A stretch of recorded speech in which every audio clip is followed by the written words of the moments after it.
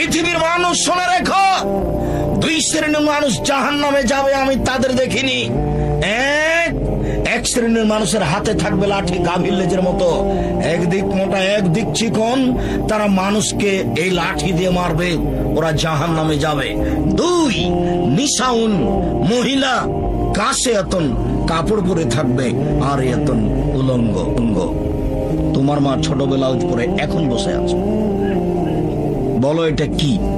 যার হাত দেখা যায়, পেট দেখা যায়। আমি শাড়ি হারাম পোশাক বলিনি, শাড়ি পরা যায়। আমি বলেছি ভালো হবে সালোয়ার কামিজ মেক্সি চাদর পরেন।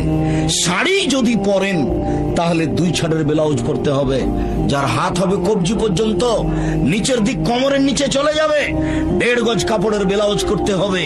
আর শাড়ি পরলে পা মোজা পরতে হবে।